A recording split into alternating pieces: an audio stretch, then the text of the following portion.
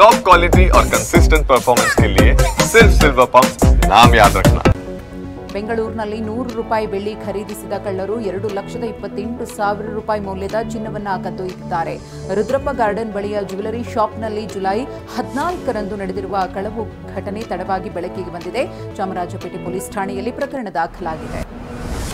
Garden ಸಿಟಿಯಾಗಿದ್ದ Bengaluru ಈಗ concrete ಸಿಟಿಯಾಗಿ ಬದಲಾಗಿದೆ. ಬೆಂಗಳೂರಿನಲ್ಲಿ 3% ಮಾತ್ರ ಹಸಿರು ಪರಿಸರವಿದೆ ಅಂತ ಆಘಾತಕಾರಿ ವಿಷಯ IISEಯಿಂದ ಹೊರಬಿದ್ದಿದೆ. 1970ರಲ್ಲಿ ಬೆಂಗಳೂರಿನಲ್ಲಿ 70% ಹಸಿರು ಪರಿಸರವಿತ್ತು. ಆದರೆ ಈಗ 3% ಮಾತ್ರ ಹಸಿರು ಪರಿಸರವಿದೆ ಅಂತ ವರದಿ ತಿಳಿಸಿದೆ. ಮುಖ್ಯಮಂತ್ರಿ ಸಿದ್ದರಾಮಯ್ಯ ಇವತ್ತು ತುಮಕೂರು ಜಿಲ್ಲೆ ಪಾವಗಡಕ್ಕೆ ಭೇಟಿ ನೀಡಲಿದ್ದಾರೆ. ತುಂಗಭದ್ರಾ ಕುಡಿಯುವ ನೀರಿನ ಯೋಜನೆಯ ಉದ್ಘಾಟನೆ ಮತ್ತು ವಿವಿಧ ಕಾಮಗಾರಿಗಳ ಉದ್ಘಾಟನೆ ಹಾಗೂ ಶಂಕುಸ್ಥಾಪನೆಯನ್ನ ನೆರವೇರಿಸಲಿದ್ದಾರೆ. ಪಾವಗಡ ಜೂನಿಯರ್ ಕಾಲೇಜು ಮೈದಾನದಲ್ಲಿ ಕಾರ್ಯಕ್ರಮ ನಡೆಯಲಿದೆ.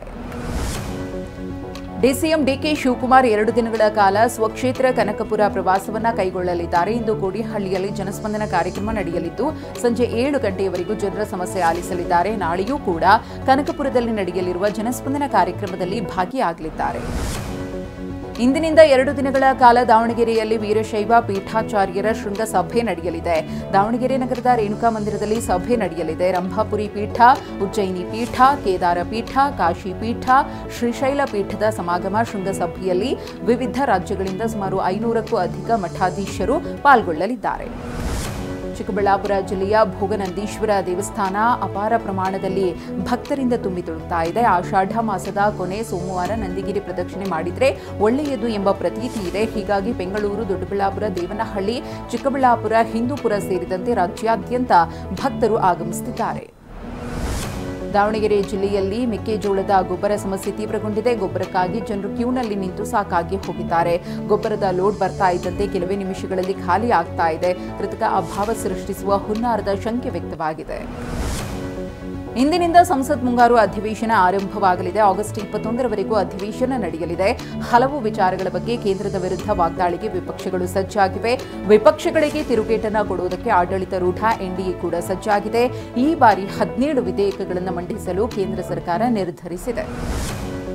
ಸಂಸತ್ ಮುಂಗಾರು ಅಧಿವೇಶನದಲ್ಲಿ ಹಲವು ವಿಚಾರಗಳು ಕೋಲಾಹಲ ಸೃಷ್ಟಿಸುವ ನಿರೀಕ್ಷೆ ಇದೆ. ಅಹಮದಾಬಾದ್ ವಿಮಾನ ದುರಂತ, ಜಮ್ಮು ಕಾಶ್ಮೀರದ ಪಹಲ್ಗಾಮ್ನಲ್ಲಿ ಭಯೋತ್ಪಾದಕರ ದಾಳಿ, ಕದನ ವಿರಾಮ ಮಧ್ಯಸ್ಥಿಕೆಯ ಕುರಿತು ಅಮೆರಿಕ ಅಧ್ಯಕ್ಷರ ಹೇಳಿಕೆ ವಿಚಾರಗಳು ಭಾರೀ ಮಟ್ಟದಲ್ಲಿ ಸದ್ದು ಮಾಡುವ ನಿರೀಕ್ಷೆ ಇದೆ. ರಾಜ್ಯದ ಕರಾವಳಿ ಮತ್ತು ಮಲೆನಾಡು ಪ್ರದೇಶದಲ್ಲಿ ಮಳೆಯ ಆರ್ಭಟ ಮುಂದುವರೆದಿದೆ. ದಕ್ಷಿಣ ಕನ್ನಡ, ಉಡುಪಿ, ಉತ್ತರ ಕನ್ನಡ ಜಿಲ್ಲೆಯಲ್ಲಿ ಹವಾಮಾನ ಇಲಾಖೆ ರೆಡ್ ಅಲರ್ಟ್ ಘೋಷಣೆ ಮಾಡಿದೆ.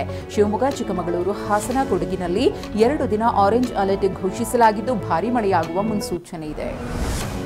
ಮಲೆನಾಡಿನಲ್ಲಿ ಧಾರಾಕಾರ ಮಳೆ ಸುರಿತಾ ಇರುವುದರಿಂದ ಚಿಕ್ಕಮಗಳೂರು ಜಿಲ್ಲೆಯಲ್ಲಿರುವ ಬಣ್ಣಾಜಿ ಜಲಪಾತ ಭೋರ್ಗರಿತಾ ಇದೆ. ಅಪಾಯದ ಮಟ್ಟವನ್ನು ಮೀರಿ ಹರಿತಾ ಇರುವಂತಹ ಫಾಲ್ಸ್ನಲ್ಲಿ ಪ್ರವಾಸಿಗರು ಹುಚ್ಚಾಟ ಮಾಡ್ತಾ ಇದ್ದಾರೆ. ಸ್ವಲ್ಪ ಜಾರಿದ್ರೂ ಸಾವಿರಾರು ಅಡಿ ಇರುವಂತಹ ಪ್ರಪಾತಕ್ಕೆ ಬೀಳುವ ಸಾಧ್ಯತೆ ಇದೆ. ಹೀಗಿದ್ದರೂ ಸಾವಿರಾರು ಜನರು ಪ್ರತಿನಿತ್ಯ ಚಾಲನಕ್ಕೆ ಹೋಗ್ತಿದ್ದಾರೆ. ರಾಜಸ್ಥಾನದಲ್ಲಿ ಕಳೆದ 2 ವಾರಗಳಿಂದ ನಿರಂತರವಾಗಿ ಭಾರೀ ಮಳೆಯಾಗ್ತಾ ಇದೆ. ಜೈಸಲ್ಮೇರ್, ಜೋಧ್ಪುರ, ಬಿಕನೇರ್, ಅಜ್ಮೀರ್ನಲ್ಲಿ 175 ಮಿಲಿಮೀಟರ್ನಷ್ಟು ದಾಖಲೆಯ ಮಳೆಯಾಗಿದೆ. ನಗರದೊಳಗಿನ ರಸ್ತೆಗಳು ನದಿಯಂತೆ ಬದಲಾಗಿದ್ದು ವಾಹನಗಳು, ತಳ್ಳುವ ಗಾಡಿಗಳು, ಅಂಗಡಿ ಮುಂದಿಟ್ಟಿದ್ದ ಸಾಮಾನು ಸರಂಜಾಮುಗಳು ಕೊಚ್ಚಿ ಹೋಗ್ತಿವೆ. ರಾಜಸ್ಥಾನದ ಅಜ್ಮೀರ್ ಜಿಲ್ಲೆಯಲ್ಲಿರುವ ಪುಷ್ಕರ್ ಸರೋವರ ಕೋಡಿ ಹೊಡೆದಿದೆ. ಮುಂಜಾಗ್ರತಾ ಕ್ರಮವಾಗಿ ಪ್ರವಾಸಿಗರಿಗೆ ನಿರ್ಬಂಧವನ್ನು ವಿಧಿಸಲಾಗಿದೆ. ಮೌಂಟ್ ಅಬು ಬಳಿ ಇರುವ ನಕ್ಕಿ ಲೇಕ್ ಕೂಡ ಕೋಡಿ ಬಿದ್ದಿದ್ದು ವಸತಿ ಪ್ರದೇಶಗಳೆಲ್ಲ ಸಂಪೂರ್ಣವಾಗಿ ಜಲಾವೃತವಾಗಿವೆ. ನಾಗೌರ್ನ ರಿಯಾಬರಿ ಗ್ರಾಮದಲ್ಲಿ ಮೀನುಗಳು ರಸ್ತೆಗೆ ಕೊಚ್ಚಿ ಬಂದಿರುವ ದೃಶ್ಯಗಳು ವೈರಲ್ ಆಗ್ತಿವೆ.